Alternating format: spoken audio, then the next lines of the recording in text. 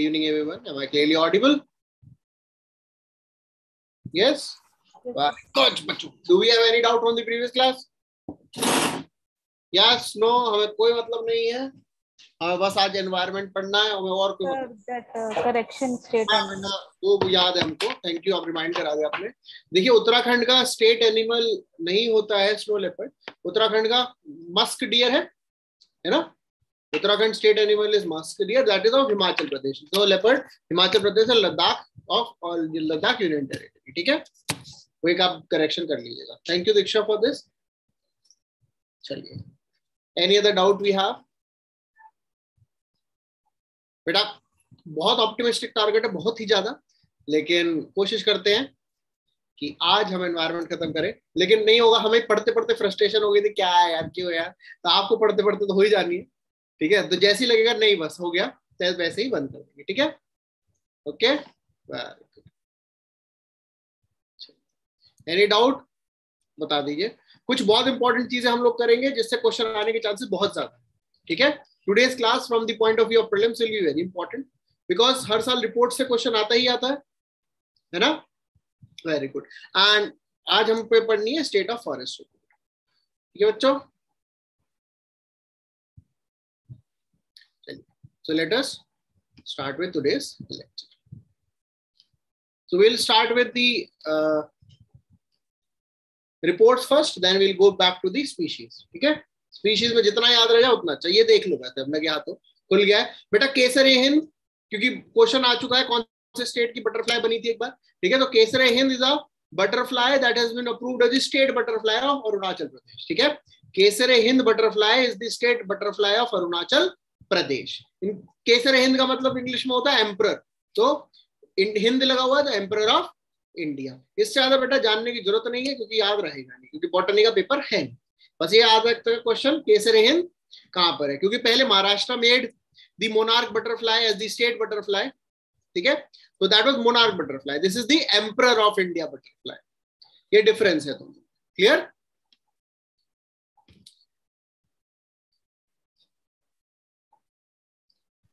Sir hello sir. Yes बेटा. Sir tiger reserve तो मतलब याद करते हैं, लेकिन नेशनल पार्क और वाइल्ड लाइफ सेंचुरी याद करें या छोड़ दे? बेटा देखो, नेशनल पार्क बहुत सारे हैं.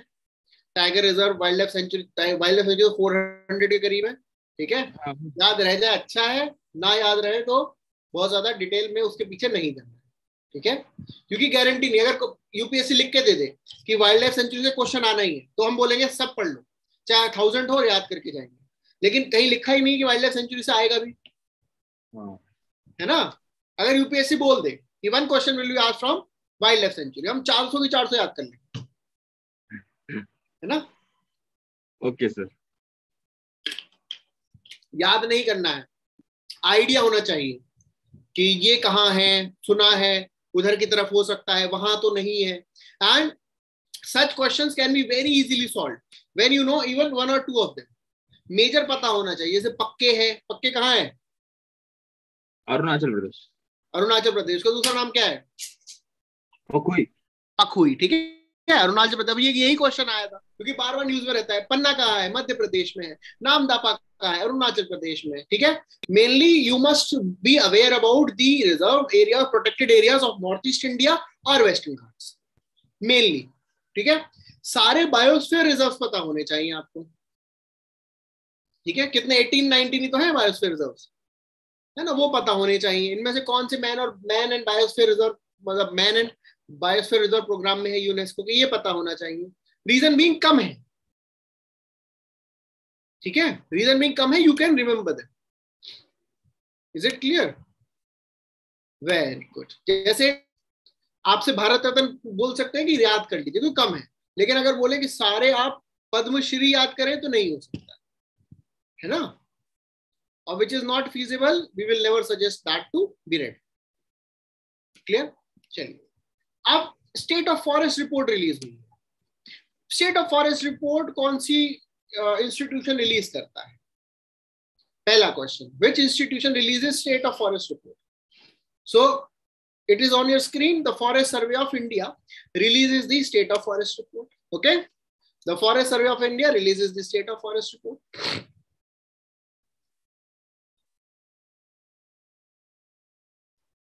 Now, this is under which ministry? Ministry of Environment, Forest and Climate Change. ये तो बहुत अंडरस्टूड है, ठीक है, और कौन रिलीज करेंगे? अब बेटा पहली जो फॉरेस्ट रिपोर्ट थी, रिलीज इन 1987. सिंस देन बाइनवली होती है, ओके, बाइनियल रिपोर्ट होती है, and this is the 17th report. Okay, तो क्वेश्चन आ सकता है that state of forest report started by the British, okay, और दिस इज द 117th या कुछ ऐसा, कुछ नहीं है, 1987 में स्टार्ट हुआ. India one of the few countries of the world है जहां पर ये बाइनियल रिपोर्ट्स आती है. Okay, clear? अब इसमें क्या है, 3 कैटेगरी ऑफ फॉरेस्ट होती है. First is very dense forest, जहां पर कैनोपी मतलब वो ट्रीज जो कैनोपी बनाते हैं, मतलब ऐसे ट्रायंगुलर शेप, आपको याद करने के लिए, जो ट्री जो ट्रायंगुलर शेप बनाते हैं उनको कैनोपी बोलते हैं, ठीक है, कि ऊपर से कैनोपी की तरह लगता है अगर आप एरियल सर्वे दें. तो जहां पर कैनोपी डेंसिटी मोर देन 75% होती है, that is called as a very dense forest. वो एरिया जहां पर मॉडरेटली डेंस होता है, that is having 40 to 70%. And open forest उसको बोलते हैं. ऐसा नहीं कि open forest does not have any canopy. Open forest has canopy in between 10 to 40%. Okay, अब ये जो फॉरेस्ट रिपोर्ट है, in this forest report they have the records of shrubs also. They survey the shrubs also, but shrubs are not regarded as forest. Shrubs क्या है, वो area where they have the forest density less than 10%.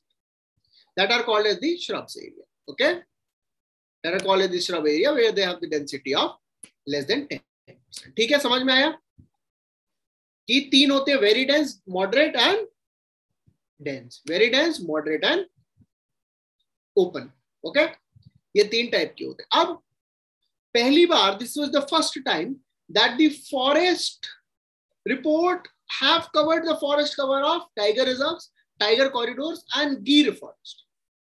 First time हुआ ऐसा that forest cover of tiger reserve, tiger corridor and Gir forest was calculated. Okay, अब इसके हिसाब से पता लगा है कि टाइगर रिजर्व में तो फॉरेस्ट एरिया है वो कम हुआ है, टाइगर कॉरिडोर में फॉरेस्ट एरिया बढ़ा. ठीक है, this can be a statement that the forest area of the tiger reserve has increased. No, the forest area of tiger reserve has decreased. The forest area of tiger corridor has increased. Okay, statement समझिए क्या बन सकता है? Because generally as a lay person बोले अरे tiger reserve है, वो तो रिजर्व एरिया, वहां तो बढ़ेगा ही नहीं, वहां कम हुआ है. इसका मतलब क्या है कि स्मगलिंग बढ़ रही है ना? क्यों बढ़ रही है स्मगलिंग? ये क्वेश्चन बेटा आ सकता है. पुष्पा मूवी में यही तो दिखा, स्मगलिंग.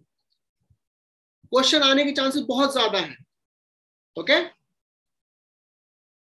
समझ में आया? Very good. अब फॉरेस्ट कवर 20 टाइगर रिजर्व्स में इंक्रीज हुआ है एंड 32 में डिक्रीज हुआ. ओके, नाउ कहां पर फॉरेस्ट कवर सबसे ज्यादा बड़ा है? That is in Buxa, West Bengal. तो ये वाले टाइगर रिजर्व आपको पता होने चाहिए. That Buxa is in waste Bengal, Annamalai is in Tamil Nadu and Indravati is in Chhattisgarh. Okay, Indravati से बेटा, इंद्रावती रिवर से क्वेश्चन आ चुका है, तो इंद्रावती रिजर्व से भी क्वेश्चन आ सकता है. तो Indravati reserve is on the, और the river Indravati flows from that region. तो Buxa, Indravati and Annamalai, they have shown the increase in the forest cover. And the regions of Kawal, Telangana. Kawal बेटा पढ़ा था हमने, बर्ड वॉक हुई थी, याद है? बर्ड वॉक ऑर्गेनाइज करी थी. बुक्सा भी हम लोगों ने पढ़ा था, ठीक है, बुक्सा भी हम लोगों ने पढ़ा था. तो ऐसे हम लोगों को आइडेंटिफाई करना. Bhadra is in Karnataka and Sundarbans is in waste Bengal. यहां पर लॉस हुआ है. क्लियर? बुक्सा, अन्नामलाई एंड इंद्रावती में बड़ा है, कावल, भद्रा एंड सुंदरबंस में कम हुआ है. पक्के टाइगर रिजर्व, अब समझे क्यों पक्के पखुई इतना इंपॉर्टेंट है? Because it has 97% of the area under the forest cover. मतलब आप ऊपर से अगर देखोगे ना पक्के फॉरेस्ट का, तो आपको सिर्फ कैनोपी ही कैनोपी दिखेगी. ठीक है, समझ में आया? कैनोपी दिखेगी, मतलब ऊपर से कोई ड्रोन जो है कुछ नहीं आपका रिकॉर्ड, आप नीचे जो मन करे करो. ठीक है, किसी को कुछ नहीं पता लगेगा. समझ में आया? इसका मतलब ये आप मतलब सजेस्ट करें कि वहां पे मतलब ये है कि अगर कोई स्मगलिंग हुई होगी तो ड्रोन से नहीं पता लगा सकते हैं. ठीक है, क्वेश्चन ऐसे बन सकता है that where the drone surveillance of the forested area may not work to oversee the or to stop the problems of smuggling. तो क्वेश्चन आ सकता है, समझे कैसे क्वेश्चन बनाती हूँ, और आ गया तो अगर एग्जैक्ट कितना मजा आएगा क्वेश्चन अगर आ गया, ठीक है। तो बस याद रखना कि आप पक्के टाइगर रिजर्व है, वहां पर आप पेड़ के नीचे कुछ भी कर सकते हो, किसी को नहीं पता। घर से बोलोगे खेलने जा रहे हैं, मतलब पढ़ने जा रहे हैं, वहां खेलो, ऊपर से घर वाले ड्रोन से नहीं देख सकते। Is it clear? समझ में आया है? हमें पता, आप लोगों को पता कहाँ डायरेक्शन हो, कह रहे कहाँ हम पढ़ने वढ़ने थोड़ी या खेलने थोड़ी जा रहे हैं, ठीक है। लेकिन आगे बढ़ते हैं। नाउ 97 फॉरेस्ट कवर इन पक्के अरुणाचल प्रदेश। अब हाईलाइट्स क्या है बेटा, सबसे ज्यादा फॉरेस्ट कवर वाला स्टेट कौन सा है? विच is the state having the highest forest cover? बताओ। एमपी। एमपी है, ठीक है, आज नहीं बहुत सालों से है। MP is the area with having the highest forest cover. MP के बाद अरुणाचल, ओके। एमपी, अरुणाचल, छत्तीसगढ़, उड़ीसा, महाराष्ट्र, ये आपको पता होना चाहिए। MP, Arunachal, Chhattisgarh, Orissa, Maharashtra. Percentage wise, मतलब अपने एरिया के परसेंटेज वाइज सबसे ज्यादा फॉरेस्ट कवर कहाँ है? मिजोरम, अरुणाचल वहां भी सेकंड नंबर पर है, ठीक है। मिजोरम, अरुणाचल, मेघालय, मणिपुर, नागालैंड। क्लियर? चलिए अब ये दो स्टेटमेंट का आंसर है। पहला, when it comes to the percentage, majority of the northeastern states have high forest cover. True or false? As per the percentage, majority of the northeastern states have high forest cover. True or false? True. Second, the northeastern states have experienced or have witnessed the maximum loss in forest cover.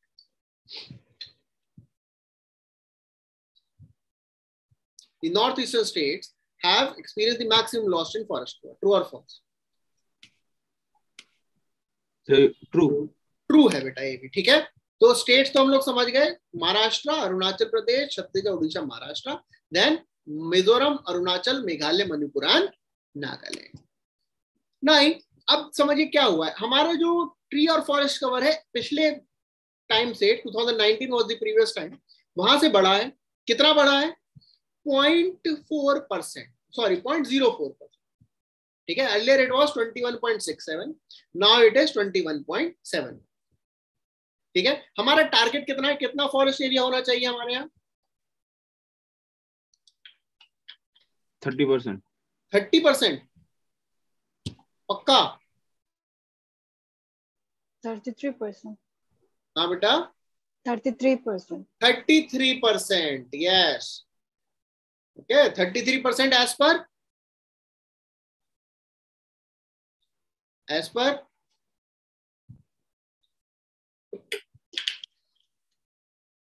किसने बताया? Paris का deal.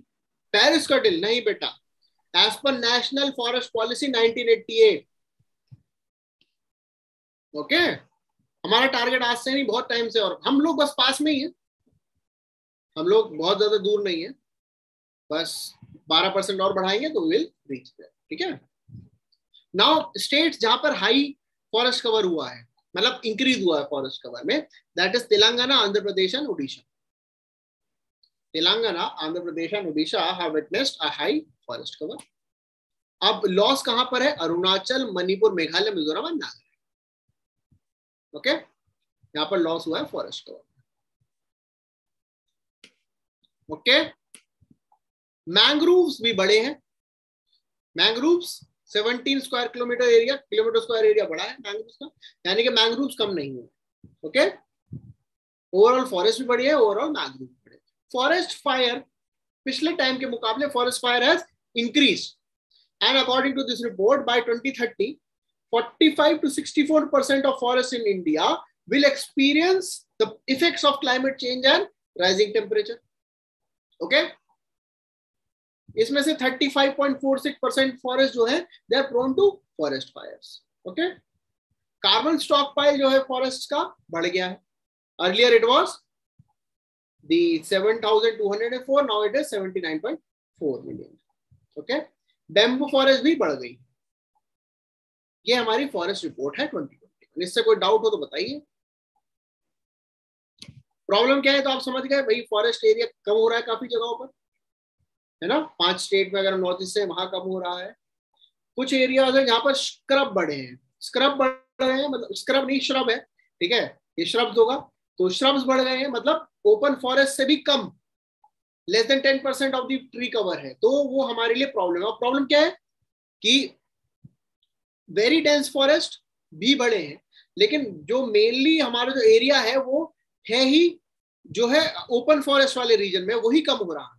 तो we are having land degradation. तो इसकी वजह से हमें समझना है, सबसे ज्यादा डिक्लाइन हुआ नॉर्थ ईस्ट इंडिया, वो हमने ऑलरेडी समझ लिया।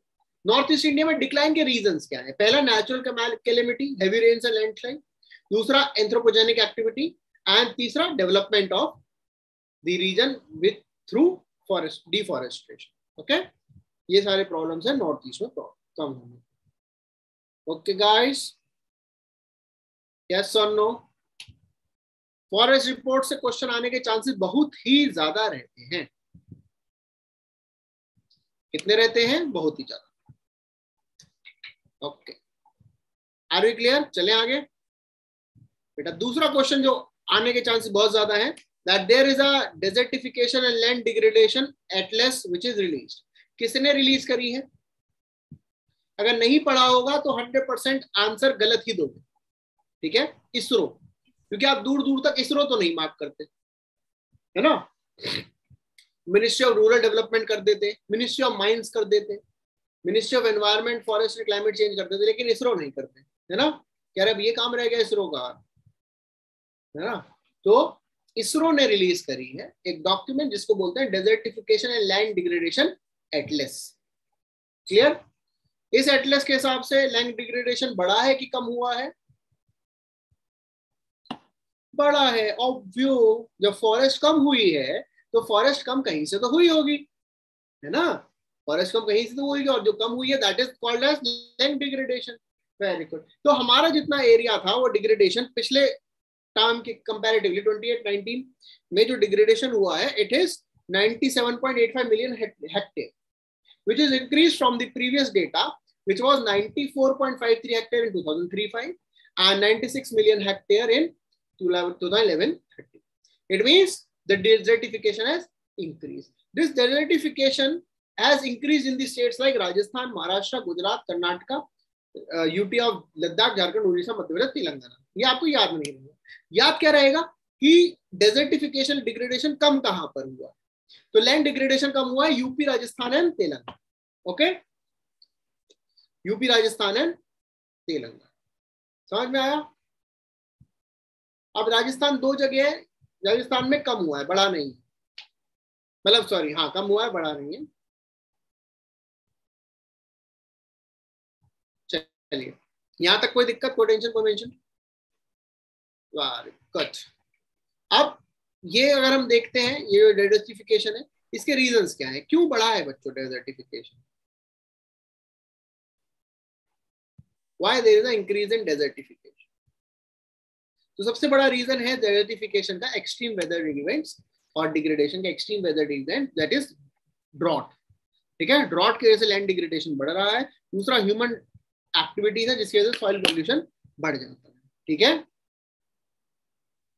अच्छा, अब लैंड डिग्रेडेशन और डेजर्टिफिकेशन में डिफरेंस भी आ सकता है। What is the difference between land degradation and desertification?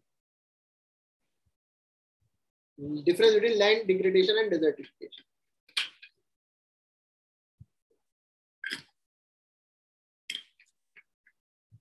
जो ड्राई रीजन में होता है लैंड डिग्रेडेशन, उसको डेजर्टिफिकेशन बोलते हैं, बस। ओके, और बहुत अच्छे से समझिएगा, बहुत ही ज्यादा अच्छे से, डेजर्टिफिकेशन होता ह्यूमन एक्टिविटीज की वजह से ही है। जो नेचुरल डेजर्टिफिकेशन उसको हम काउंट नहीं करता। आप ये नहीं बोलोगे ह्यूमंस की वजह से सारा डेजर्ट बन गई, ठीक है, वो तो थी, लेकिन ह्यूमंस की वजह से थर्ड डेजर्ट एक्सटेंड हो गई है। Clear? You understand the difference? When and land degradation और डेजर्टिफिकेशन को रोकने के लिए कोई इंटरनेशनल कन्वेंशन है? हाँ sir, UNCCD. UNCCD, very good. उसमें कुछ प्लेज है हमारे? बाइंडिंग है वो, इतना पता है। नहीं, हमने कुछ प्लेज किया है, हमने बोला बाय 2030 रोक देंगे, क्या बाय 2030 30% कम कर देंगे। बताओ क्या प्लेज है हमारे?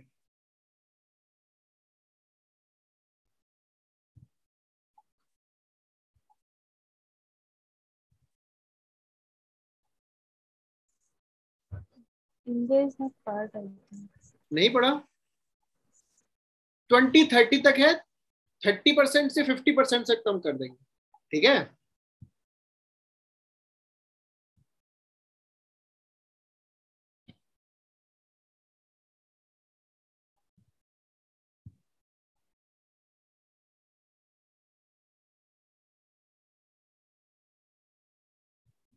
हमारे प्राइम मिनिस्टर ने बोला था 2019 में बोला था, इसलिए बोल रहे हैं ना करंट अफेयर सिर्फ नए नए नहीं पढ़ने होते, पुराने भी पढ़ने होते हैं। 2019 में प्राइम मिनिस्टर ने बोला 2030 तक 26 million hectare of degraded land को हम लोग रिस्टोर कर देंगे। 2030 तक 26 मिलियन हेक्टेयर डिग्रेडेड लैंड को हम लोग रिस्टोर कर देंगे, ओके। तो 20% 30% वो क्या था? वही देखिए कितना करना था, तो उन्होंने 26 मिलियन, वो याद रहता है ना 30 26, तो 26 मिलियन हेक्टेयर है, परसेंट नहीं, 26 मिलियन हेक्टेयर को रिस्टोर कर देंगे, ठीक है। Very good. अब बेटा एमिशन गैप रिपोर्ट रिलीज, पहली बात तो क्वेश्चन कौन रिलीज करता है, आगे सब तो छोड़ दो, कौन रिलीज करता है? वेरी सही है, समझ गया, यूएनईपी, सही बोला, वेरी गुड। यूएनईपी याद है, बहुत साल पहले हमने बताया था यूएनईपी को 50 साल हो गए हैं, याद है? वेरी गुड, तो 50 ईयर्स हो गए तो उसकी रिपोर्ट याद करनी थी, ठीक है। तो एमिशन गैप रिपोर्ट है बेटा, एमिशन गैप रिपोर्ट ने बहुत ही मस्त चीज बताई है इस बार, मतलब मस्त, रिपोर्ट के लिए बहुत मस्त है, हमारे लिए बहुत डेंजरस है, ठीक है। जैसे मान लो डॉक्टर की बहुत मस्त रिपोर्ट आई है, वो डॉक्टर के लिए, हमारे लिए पता नहीं क्या हो सकता है ना। तो मान लो जैसे कोविड टेस्ट हुआ, वो डॉक्टर बोले जी सब पॉजिटिव है, कोई टेंशन की बातचीत नहीं है, ठीक है। तो वही हमारे लिए एमिशन गैप रिपोर्ट है। हमारे एमिशन गैप रिपोर्ट बोला कि कोई दिक्कत वाली बातचीत नहीं है, आप नॉर्मल चलते रहिए, अगर आप सब कुछ मिला लेंगे, जो पुराने प्लेज थे नए प्लेज थे सब कुछ मिला लेंगे, तो 2.7 डिग्री तक बढ़ेगा बस टेम्परेचर, उससे ज्यादा नहीं बढ़ेगा। टारगेट था हमारा 2, टारगेट था 1.5 तक करने की कोशिश थी, ये कह रहे कर लो, कंबाइन कर लो, 2.7 डिग्री सेल्सियस से कम नहीं कर सकते, है ना। दूसरा उन्होंने बोला कि जो CO2 आप एंथ्रोपोजेनिक तरीके से रिलीज करते हो ना, ऐसा काम पिछले 2 करोड़ साल, मतलब 20 लाख साल में नहीं हुआ, 22 मिलियन ईयर्स में ऐसा नहीं हुआ जैसा आपने कर दिखाया, ठीक है। व्हाट वी हैव डन, मतलब रिपोर्ट बहुत मस्त है, ये रिपोर्ट से क्वेश्चन आना इसीलिए क्योंकि इतनी मस्त रिपोर्ट जो है, मतलब रात में जाग सकते हो, मतलब पंखा बंद हो जाए ना तो रात में जाग जाओगे, अगर ये पंखा इस सेंचुरी के एंड में बंद हुआ तो हम क्या करेंगे जब 2.7 डिग्री सेल्सियस, क्योंकि आज ही नोटिफिकेशन आया, ऑरेंज जो है जोन डिक्लेयर हो गए हैं कुछ एरिया जहां पर 45 से ज्यादा टेम्परेचर हो रहा है, 45 डिग्री सेल्सियस। तो बेटा ये बहुत डेंजरस रिपोर्ट है। अब इन्होंने आइडेंटिफाई किया है कि अगर सब प्लेज सही होते हैं, ठीक है, सब प्लेज सही होते हैं जो अनकंडीशनल, तो 2.7 डिग्री सेल्सियस तक आप रोक सकते हो, और अगर सारे कंडीशनल प्लेजेस भी आप फॉलो करोगे तो 2.6 डिग्री सेल्सियस।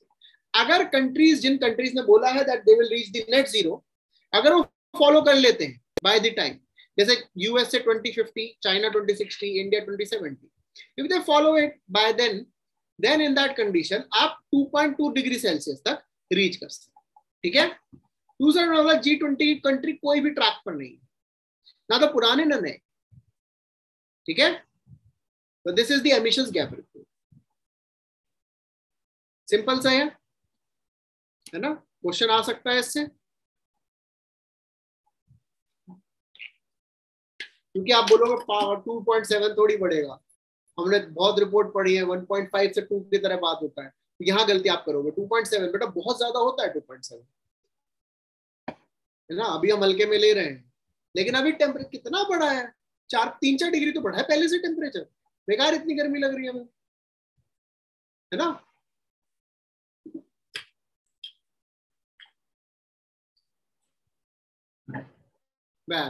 समझ गए, कोई दिक्कत कोई टेंशन नहीं, डर तो नहीं रहे हो आप लोग, ठीक है, डर तो नहीं रहो, वेरी गुड। क्या कहाँ डर रहे, अभी तो एसी में बैठे आराम से, जब अधिकारी बनेंगे तब डरेंगे, है ना। Very good, clear. अब एक रिपोर्ट है, वर्ल्ड एयर क्वालिटी रिपोर्ट, कौन रिलीज करता है, IQ एयर एक ग्रुप है, ठीक है, बस ये आइडेंटिफाई करता है PM 2.5, ठीक है, PM 2.5 की कॉन्सेंट्रेशन पे रिपोर्ट रिलीज करता है। उसके हिसाब से देखो, दिल्ली हमें पता ही बहुत अच्छी सिटी है, तो दिल्ली जो है रैंक 1 है, अब नहीं पूरे 4 साल से लगातार रैंक 1 है for having the worst air quality as per world air quality report. Okay, India is amongst the top 5 polluted country in the world, clear. ये बात ध्यान रखिएगा, इट कैलकुलेट्स PM 2.5, ये जानना जरूरी है। क्वेश्चन ये आ सकता है ना कि ये AQI से डेटा लेता है, ये सब जो है नहीं, इट calculates PM 2.5 world air quality report, clear, very good. Now एक रिपोर्ट रिलीज कर रही है international fund for agriculture development, ये रिपोर्ट है building climate resilience in the Asia Pacific region, building climate resilience in the Asia Pacific region, ये किसने release करी है, international fund for agricultural development. इन्होंने क्या किया है, they have identified the problems that are related to the climate weather and geophysical hazard, जिसकी वजह से जो हमारी वर्ल्ड है उसको $780 बिलियन का लॉस होता है because of the climate weather and geophysical hazard.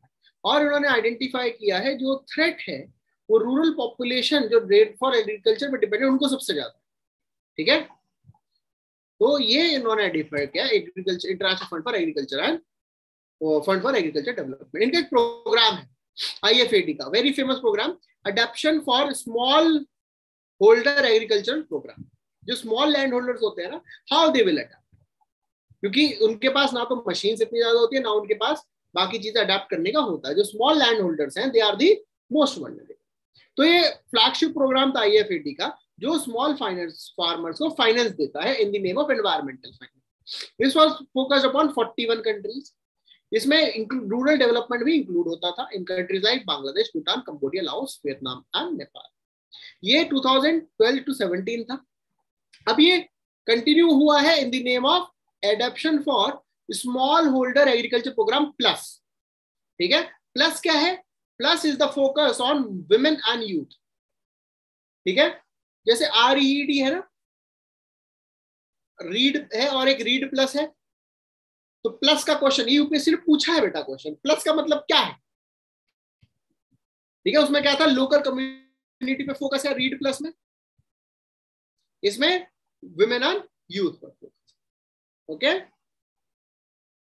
तो ये नोट कर लीजिए कहीं पर।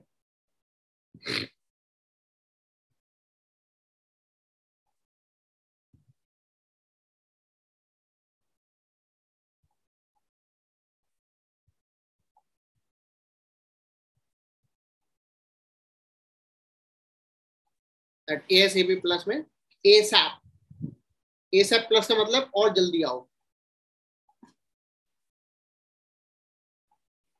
ASAP का agriculture adoption from small holder agriculture programme, okay. किसका, IFAD, international fund for agricultural development, okay guys, very good.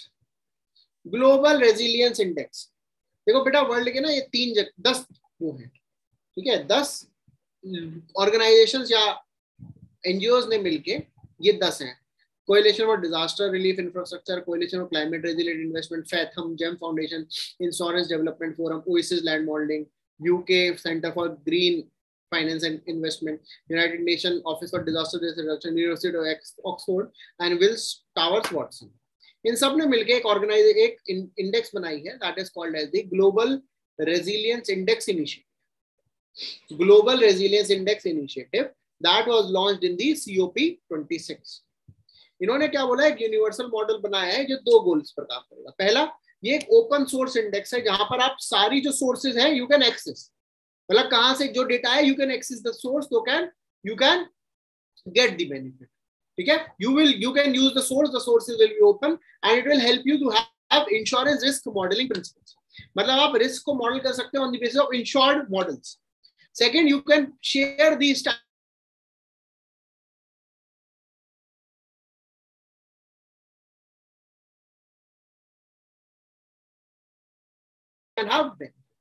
अब इससे क्या फायदा होगा? इससे ये फायदा होगा जो डेवलपिंग कंट्रीज है वो because of technical know how adaptation जो नहीं रख पाती थी, they can have, because of lack of technical know how, वो जो उनका मिटिगेशन नहीं हो पाता, they can have, these are the benefits. Okay, समझ गए? किसने है? 10 कोएलिशन ऑफ 10 ऑर्गेनाइजेशन। क्या इसमें यूएनईपी है? नहीं है। यूएनएफसीसीसी है? नहीं है। इसमें कोई भी ऐसा बड़ा नाम नहीं है जो आप देखें जिसमें वो एक बड़ा नाम क्या है, United coalition for disaster resilient infrastructure. बाकी सब यूनिवर्सिटीज या अदर मॉडल्स हैं। ओके, समझ गए? ओपन, वर्ल्ड की पहली ओपन सोर्स इंडेक्स है, वर्ल्ड की पहली ओपन सोर्स इंडेक्स है। ना अब एक है climate change performance index. Climate change performance index किसने रिलीज करी है? 3 ऑर्गेनाइजेशन मिलकर, German watch, new climate institute and climate action network. German watch, new climate institute and climate action network. इन्होंने क्या आइडेंटिफाई किया? ये आइडेंटिफाई करना है क्लाइमेट चेंज के हिसाब से कौन सी कंट्री किन 4 पैरामीटर्स पर अच्छे से परफॉर्म कर रही है। पहला कि जीएचजी एमिशंस कितने हैं, रिन्यूएबल एनर्जी कितनी इंट्रोड्यूस करी है, एनर्जी यूज कैसा है, क्लाइमेट पॉलिसी के, ठीक है, उसके हिसाब से how the countries are performing to deal with the climate change. World की फर्स्ट 3 रैंकिंग किसको मिली है? देखो, सबसे बढ़िया चीज इंडेक्स क्या है, कोई भी ऐसी कंट्री है नहीं जो टॉप 3 रैंक में आ सके। ओके, तो इसीलिए क्लाइमेट चेंज परफॉर्मेंस इंडेक्स थोड़ा सा इंपॉर्टेंट हो जाता है। ठीक है, because this is the index which has not given first 3 rank to any. Clear? First सबसे बढ़िया परफॉर्मिंग है डेनमार्क, इंडिया की रैंक है 10, not bad. When it comes to climate change performance index, they are performing really well. कौन कौन है? German watch, new climate institute and climate action network. Okay, समझिए guys. Ecological threat report institute of economics and peace release करती है, बस इससे ज्यादा नहीं जानना। Ecological threat report institute of economics and peace, इससे ज्यादा नहीं जानना है। ठीक है, वैसे क्या देखना चाहते हो? Understand ecology threat resilience and peace. अब 2021 state of climate services report है, कौन रिलीज करता है? World meteorological organisation. इन्होंने फोकस किया है how the climate services are affected due to the climate change. अब इसमें इस साल इन्होंने फोकस किया टेरेस्ट्रियल वाटर स्टोरेज। अब टेरेस्ट्रियल वाटर स्टोरेज क्या है? अर्थ पे जितना भी वाटर है लैंड सरफेस पे या सब सरफेस पे, यानी कि ग्राउंड वाटर, स्प्रिंग्स, जो भी मतलब ग्राउंड पर है, टेरेस्ट्रियल वाटर है, उसका डेटा इन्होंने आइडेंटिफाई किया है। एंड मेनली जो ह्यूमंस हैं they are dependent upon the water on land, है ना, mainly they are dependent upon the water on land, क्योंकि ocean water without any treatment आप नहीं यूज कर सकते, राइट। सो उसी को डेटा आइडेंटिफाई करके उन्होंने आइडेंटिफाई किया है कि पूरे वर्ल्ड में 1 centimetre per year water table नीचे जा रही है, 1 centimetre per year water table नीचे जा रही है। दूसरी चीज, ये सबसे ज्यादा लॉस कहाँ हो रहा है? This is loss is found in the Antarctica and Greenland, यानी कि ऊपर और नीचे, north pole and south pole. ठीक है, सबसे मजे की बात यह है अगर नॉर्थ पोल साउथ पोल हटा दो तो सबसे ज्यादा लॉस इंडिया को।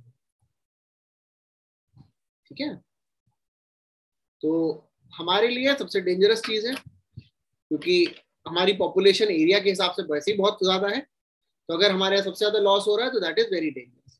वर्ल्ड में जो लॉस है that is in general 3 centimetre per year, मतलब वर्ल्ड का, इंडिया का 3 सेंटीमीटर पर ईयर। तो बैरिंग ग्रीनलैंड एंड अंटार्कटिका हमारे यहाँ सबसे ज्यादा लॉस। ओके, अब ये state of climate service report कौन निकालता है? WMO, world meteorological organisation.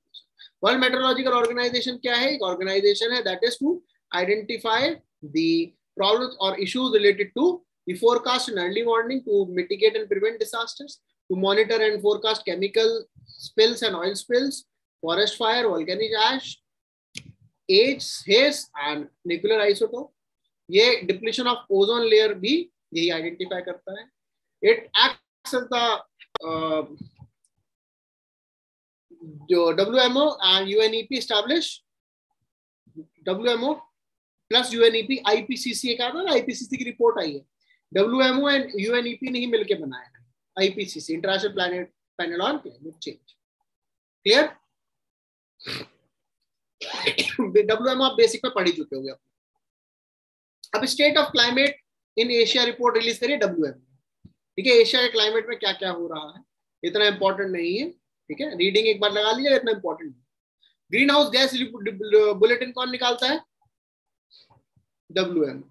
ठीक है, तो WMO state of climate services report, state of climate in Asia report and green house gas bulletin, it is release bye WMO। ठीक है, green house gas bulletin में एक चीज आइडेंटिफाई कीजिए, lockdown जब था 2020 में कार्बन एमिशन कम हुआ और दोबारा बढ़ा। बस ये तो हमें पता ही है, जब फैक्ट्रीज बंद रहेंगी तो कैसे पड़ेगा एमिशन, है ना? रोड्स पे गाड़ियां भी नहीं थी तो एमिशन तो कम होना ही है। आप लोगों ने याद नहीं है लॉकडाउन में कन्याकुमारी से लोग हिमालय देख लेते थे, है ना? कि लोग जो है वहां खड़े हैं गल्फ ऑफ मन्नार और कह रहे देखो हिमालय दिख रहा है, इतना वेदर क्लीन हो गया था। लेकिन नहीं, दिल्ली तो नहीं, चंडीगढ़ से तो लोगों ने हिमालय देख लिया। सहारनपुर, यूपी, हाँ बेटा, यूपी सहारनपुर से तो सहारनपुर से वैसे है ही कितना दूर? वैसे तो नॉर्मली नहीं दिखता वहां से, नॉर्मली नहीं दिखता है। आप देहरादून सहारनपुर जाते हो देखने, दिख रहा है? नहीं मैं अच्छा तो सर वहीं रहना है। अच्छा अच्छा, क्या वहीं रहना, वहीं रहते हो? सहारनपुर रहते हो? देहरादून। हाँ वही मैं सुबह तक तो सहारनपुर, देहरादून से शाम तक चेंज हो गया। देहरादून ही है। देहरादून, हाँ देहरादून अच्छी सिटी है, देहरादून अच्छी सिटी है ना, जहाँ भी जो रह रहा है सब बढ़िया सिटी है ना। चल यहाँ तक समझ में आ गया? ग्लोबल क्लाइमेट रिस्क इंडेक्स कौन निकालता है? It is release by German watch. Global climate risk index, तो रिस्क है सबको पता है, क्लाइमेट रिस्क है। सबसे ज्यादा रिस्क कहाँ होगा बेटा? लीस्ट डेवलप्ड कंट्रीज में होगा, ये भी सबको पता है। ठीक है, तो यही आइडेंटिफाई किया है। ठीक है, इंडिया पहले से इंप्रूव हुआ, ये हमें भी पता है क्योंकि इंडिया ने अभी हमने देखा क्लाइमेट सर्विसेज में परफॉर्म अच्छा किया है, तो इंडिया की रैंक इंप्रूव होगी। राइट? प्रोडक्शन गैप रिपोर्ट बेटा बहुत इंपॉर्टेंट है। प्रोडक्शन गैप रिपोर्ट क्या मेजर करती है बस ये बता दो, बाकी सब छोड़ दो। कौन निकालता है? UNEP, याद है ये तो बता ही दिया था। Emissions gap report, production gap report UNEP निकालता है ना। प्रोडक्शन गैप रिपोर्ट क्या मेजर करता है आप बस ये बता दो, और कुछ पूछना नहीं है। Gap to achieve the fossil fuel production, fossil fuel production कहाँ, कौन सा गैप है? मतलब फॉसिल प्रोडक्शन कहां से कम कंपेयर कर रहे हैं? कोल। क्वेश्चन अच्छा है। कितना हमारे यहां प्रोडक्शन होना चाहिए था of fossil fuel to keep the temperature 1.5 degree Celsius? ठीक है, कितना होना चाहिए था और कितना हो रहा है? That is identifying the gap of the production of energy through fossil fuels. समझ गए? प्रोडक्शन गैप रिपोर्ट का मतलब the gap between the production of fossil fuels that would have been there in order to keep the temperature below 1.5 degrees Celsius and the actual production of energy through fossil fuels. ठीक है, gap अब क्या है कि भाई ये तो gap identify हम लोग कर रहे हैं that this gap is wide. क्यों वाइड है? क्योंकि देखिए रीजन है, हर कंट्री ने अगर हम प्लेजेस देखें, they have said that by this time they will maximise their production, then they will reduce. India ने बोला था 2024 तो मैक्सिमाइज करेंगे, then we will reduce. Right? So इसीलिए वाइडन हो रहा है। इंडिया ने बोला by 2024 will maximise it and after that we will reduce our dependence upon fossil fuel, that is this gap is increasing. Okay, समझ गया? Release कौन करता है? United Nation environment programme. क्योंकि ये क्वेश्चन आ सकता है, पता नहीं क्यों ऐसा कुछ क्वेश्चन लगते हैं ना। This is a good question that what does the production gap means in the production gap report of UNEP. So now you know it. Biodiversities by 2030। तो वर्ल्ड इकोनॉमिक फोरम ने एक रिपोर्ट निकाली है biodiversities. इन्होंने क्या करा है कि we will be supporting the cities to protect the biodiversity. Biodiversities by 2030 means cities को नेचर के साथ अच्छे से रखने का initiative. This initiative is the initiative of World Economic Forum, and this is the initiative along with the government of Colombia and Alexander von Humboldt Biological Resources Institute. Clear? तो biodiversity 2030 इसका जो है क्वेश्चन, बस ये मत कर देना, question में आता है biodiversity by 2030 the initiative of united ministry of housing and urban affairs. उनका है रिवर सिटीज अलायंस, है ना? Okay, very good. एक ट्रांसपेरेंसी इंडेक्स रिलीज हुई है, that is release by the centre for science and environment. इनका बहुत simple है भैया, हम ट्रांसपेरेंटली बस ये पता लगाना चाहते हैं जितने भी इंडिया में पॉल्यूशन कंट्रोल बोर्ड्स हैं कितना सच बोल रहे हैं, बस कितनी information they are releasing, how much truth they are telling to the people, बस हमें ये ज्यादा नहीं, सिंपल सी जाट बात है। क्यूट सी इंडेक्स है transparency index, that is release bye centre for science and environment. एक होता है transparency international, that is an NGO, that is an NGO that releases corruption perception index, right? समझ में आ गया? इसके हिसाब से सबसे ट्रांसपेरेंट कौन है? उड़ीसा एंड तेलंगाना।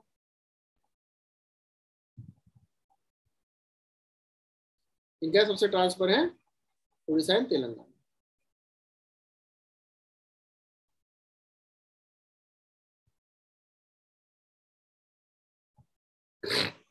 फिर जो है Tamil Nadu, Madhya Pradesh, West Bengal and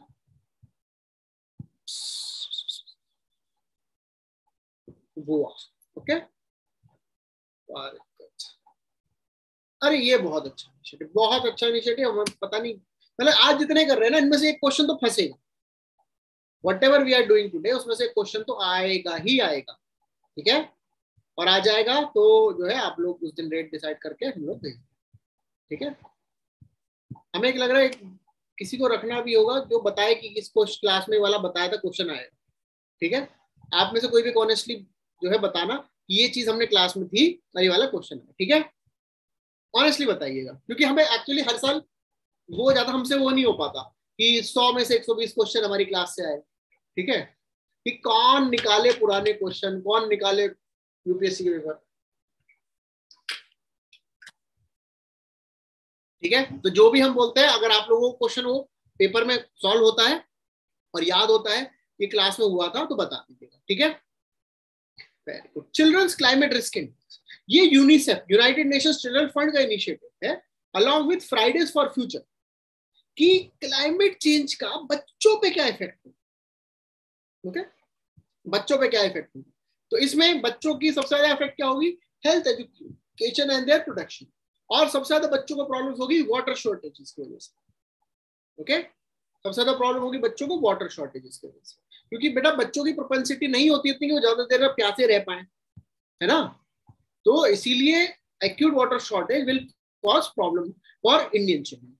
4 South Asian countries are more susceptible, amongst which India is one of the country. Pakistan, Bangladesh, Afghanistan and India, they have the extreme risk. They have the extreme risk of the children. ठीक है? तो United Nation children's fund report का नाम क्या है? Climate children's climate risk index, okay? Children's climate risk index, is it clear?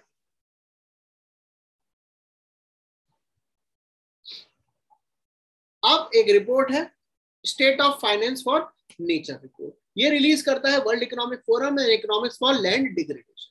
World economics forum and economics for land regulation, बस ये identify कराते हैं कि कितना फाइनेंस हो रहा है नेचर बेस्ड सोल्यूशन, कि आप नेचर के थ्रू जितना मिटिगेशन अडॉप्शन कर रहे हैं उसके लिए how much money you are investing, यही आइडेंटिफाई कर। तो इनका क्रक्स क्या है, लास्ट में उन्होंने नहीं पता लगा कि जितना होना चाहिए उतना नहीं, ओके जितना होना चाहिए उतना नहीं हो रहा है, और मेजॉरिटी जितना भी स्पेंडिंग हो रही है that is by the private public sector, private sector is not investing that much, okay.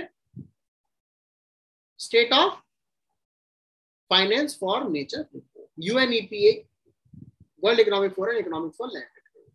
अब इस नेचर बेस्ड सोल्यूशन हो सकता है क्वेश्चन की, बेटा नेचर बेस्ड सोल्यूशन क्या है? तो nature based solution is having a sustainable management of dealing with climate change, disaster risk and biodiversity loss in such a manner that you are giving solution to it. जैसे आपने examples देखे कि आपने bio waste को utilise करने के लिए बायोस्वेल्स बना दिए, ठीक है, रिफॉरेस्टेशन कर रहे हैं, मैंग्रोव को एज रिक्रिएशन है, आपने ग्रीन अर्बन स्पेसेस बनाए हैं, है ना। आप देखते होंगे आजकल बहुत इस चीज पे फोकस भी बहुत नेचर बेस्ड सॉल्यूशंस के, right. So these are the reports and indices that we have to do. कुछ डाउट है तो बच्चे बताइए, नहीं डाउट बता दो, कोई दिक्कत बातचीत नहीं है।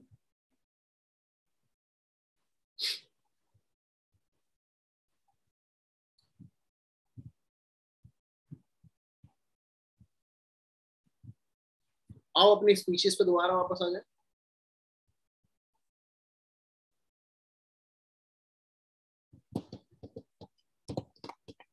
ये स्टेट एनिमल उत्तराखंड गलत लिखा था, हिमाचल प्रदेश यहां से था, ठीक है।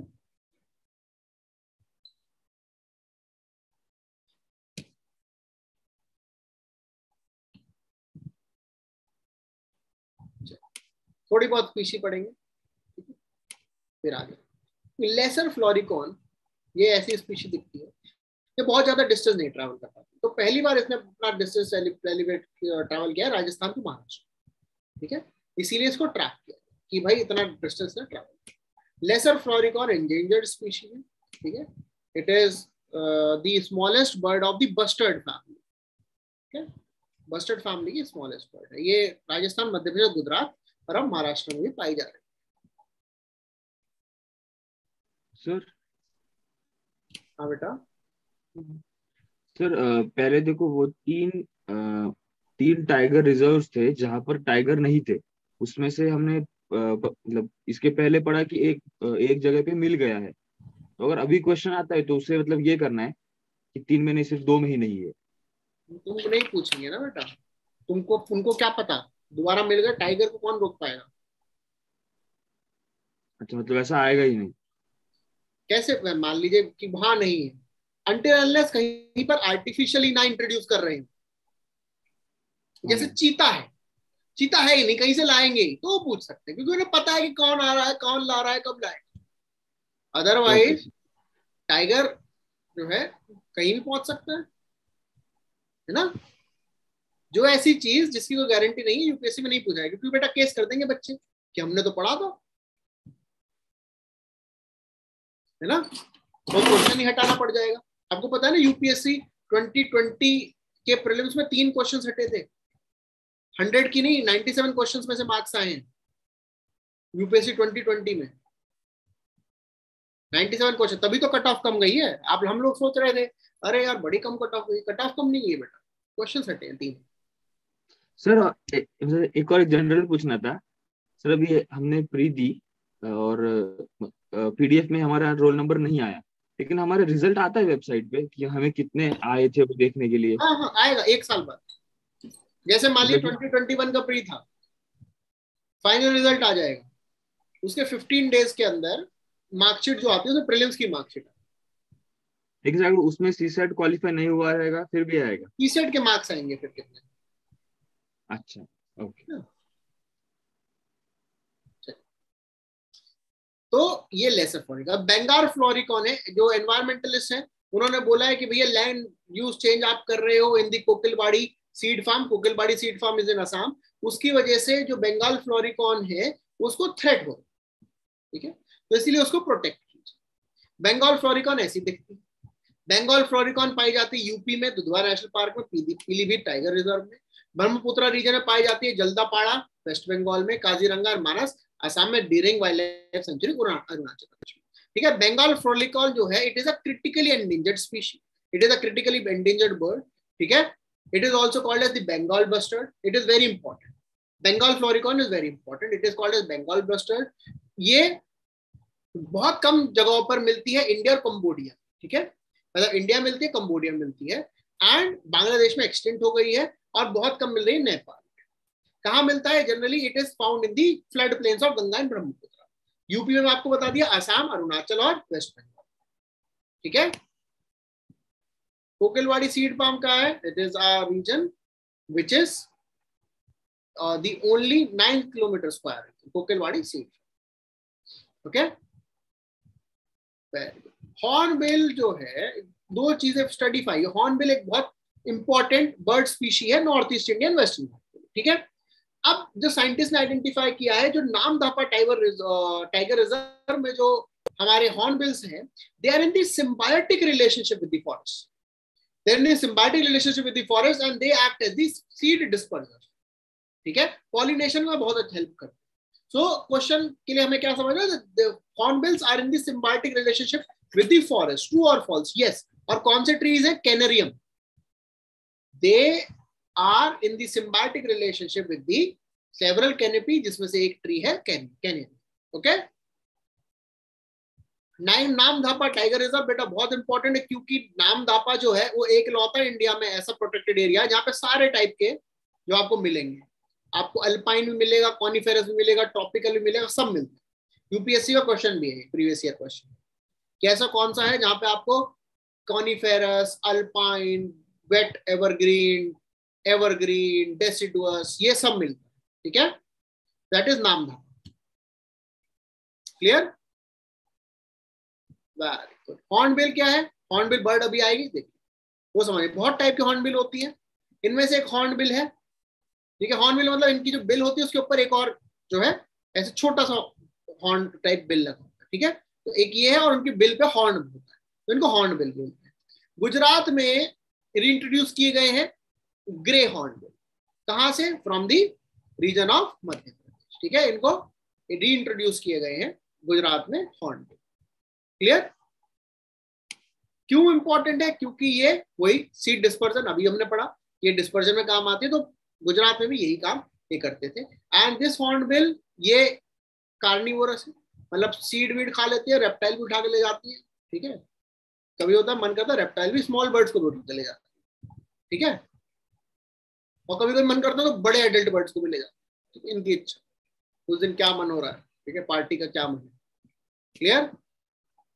समझ गए? ये मेनली पेड़ पे रहते हैं, दैट इज वाई जहां से डिफॉरेस्टेशन हो रहा था, डेवलपमेंट हो रहा था, तो वहां पर ये हॉर्नबिल की स्पीशी कम हो गई। तो Indian grey hornbill it is found in the western India also. आप खाली हॉर्नबिल सोच के बोलो नहीं, वो तो नॉर्थ ईस्ट और वेस्टर्न घाट में मिलता है, जरूरी नहीं। Grey Indian hornbill is in Gujarat. Okay, very good. अब हॉर्नबिल फेस्टिवल, तो बेटा हॉर्नबिल फेस्टिवल आप लोगों ने बहुत बार पढ़ा होगा, नागालैंड में होता है टू सेलिब्रेट दिस बर्ड। अब हॉर्नबिल आप समझ गए, ये बीक है, बिल है, इसके ऊपर हॉर्न लगा, that is the great Indian hornbill. Festival होता है नागालैंड में, लेकिन इस साल because the forest officials have killed certain civilians, तो 17 ट्राइब्स ने बॉयकॉट किया ये hornbill festival. Okay, that is why it is in news. क्या होता है hornbill festival? Celebration of the culture of Nagaland, बहुत फेमस होता है। Nagaland tourism department, culture department organise करता है, एंड 2000 ईयर्स मतलब फ्रॉम द ईयर 2000 से चलता आ रहा है। Hornbill is a very famous bird of that region and it is respected and it is considered as a cultural symbol, specifically for Nishi tribe of Arunachal. Okay, Great Indian Hornbill state bird है Arunachal Pradesh and Kerala. Okay, Arunachal Pradesh Kerala, because it is found in northeast India and western Ghats. UPSC question है ये, मैं खुद से नहीं बता रहा, UPSC question. North east India नहीं लिखा हो तो बेटा कहां ढूंढोगे? वेस्टर्न घाट। ओके,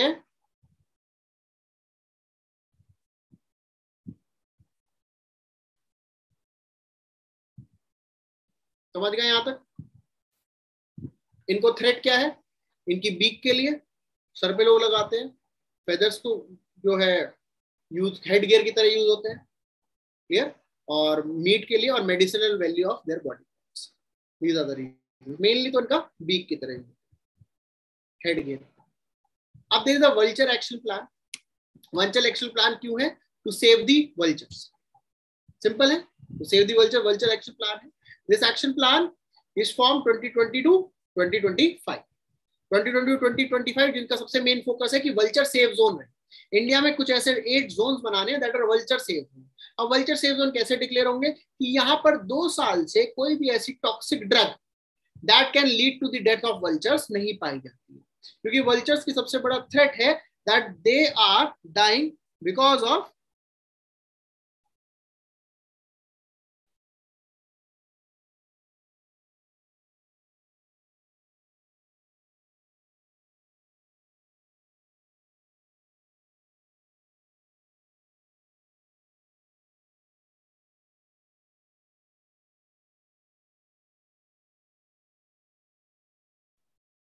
हाँ जी, ठीक है।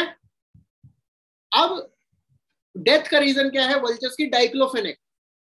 Diclofenac is one of the pain killer, ठीक है, एनाल्जेसिक है, that was given to the animals, और वो एनिमल्स कैरकेस में जब वल्चर फीड करते थे that cause to the death of vultures. तो कोई भी ऐसा टॉक्सिक सब्सटेंस 2 साल तक नहीं पाया जाएगा, that will be declared as a vulture safe, ठीक है।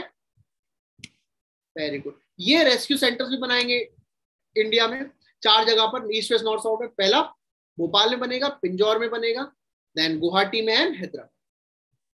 They will be setting up the vulture rescue centres, clear.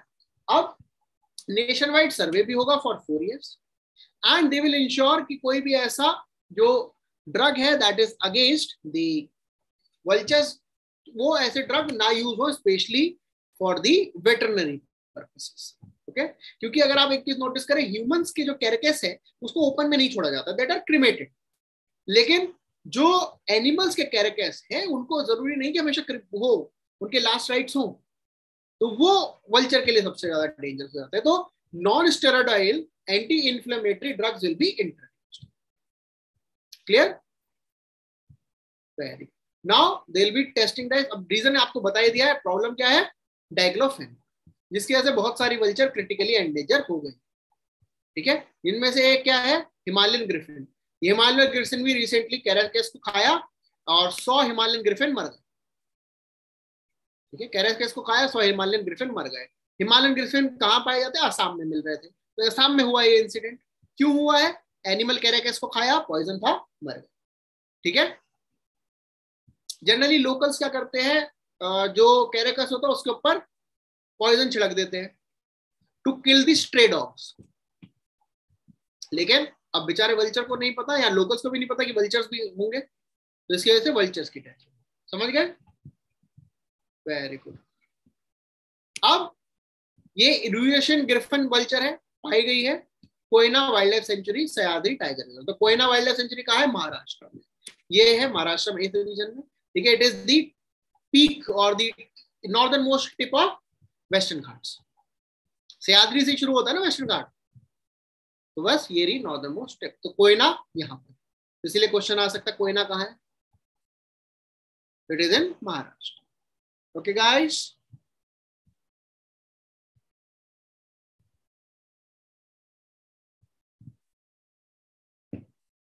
Very good. अब एक बेचारा दूल्हा जा रहा था, ठीक है, शादी करने, बाइक पे जा रहा था। कुछ जो है पी फाउल, मतलब ग्रुप ऑफ पीकॉक्स, और पी है, वो पी फाउल से टकराया एंड द ग्रुप डाइड, ठीक है। That was a very dangerous incident, लेकिन उससे समझ में आया कि कुछ रीजन से पीकॉक की पॉपुलेशन बढ़ गई, but it being the national bird we can not do anything, तो इसीलिए इट वाज अ कंसर्न। तो ये पता होना चाहिए, क्लियर।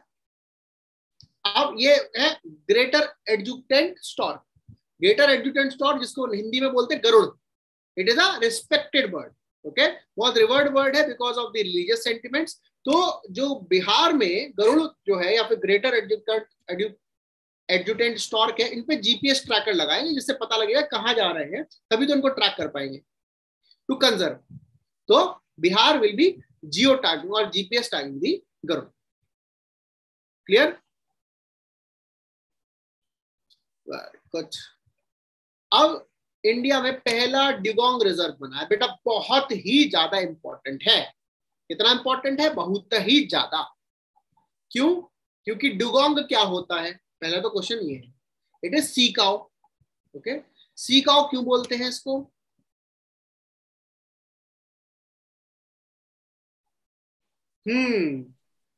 अरे सी ग्रास खाता है इसलिए, क्योंकि इट्स हर्बीवोरस। ठीक है, जरूरी नहीं बेटा सी ग्रास है, वैरायटी हो, कुछ भी खा सकते हैं, ऐसा नहीं। एल्गे भी खा सकते हैं, सी ग्रास भी खा सकते हैं, सी वीड भी खा सकते हैं, ऐसा कुछ नहीं। ठीक है, मेन है हर्बीवोरस। क्लियर? तो हर्बीवोरस है, इसको प्रोटेक्ट करना है। क्यों है? क्योंकि अंडमान निकोबार में तो ये नियरली एक्सटिंक्ट हो गए। तो there is a first dugong reserve located in the Palk bay. कहा? गल्फ ऑफ मन्नार और पाक बे वाले region. Clear? Gulf of Mannar और पाक बे वाले रीजन, दोनों जगहों पर दोनों गल्फ ऑफ कच्छ में भी है, gulf of Mannar, gulf of Kutch और गल्फ ऑफ मन्नार में दोनों जगह ड्यूगोंग पाई जाती है। ठीक है, it is a species which is vulnerable, it is under the schedule 1 and is found in gulf of Mannar. बता दिया था, मतलब आपकी वेस्टर्न ईस्टर्न कोस्ट में, ठीक है, ईस्टर्न कोस्ट अंडमान वाली साइड और वेस्टर्न कोस्ट में, यानी कि गल्फ ऑफ कच्छ, दो जगह पाई। ठीक है, क्यों बोला जाता है sea cow? Because it is herbivorous and it is a mammal, it is a marine mammal. Okay, it is not a fish, it is a mammal. Clear? बताओ बच्चों, यस और नो? अब बेटा ये टेरापिन है, टेरापिन है, northern river terrapin, it is critically endangered. Forest official ने इसके ऊपर लगा दिया जीपीएस। कहाँ जा रहे, क्या कर रहे, पता लगा। क्यों लगाया है? सीधी बात है, क्रिटिकली एंडेंजर्ड है तो हम चाहते नहीं कि एक्सटिंक्ट हो जाए, है ना, इसीलिए नॉर्दर्न रिवर टेरापिन में जीपीएस लगा दिया। क्लियर?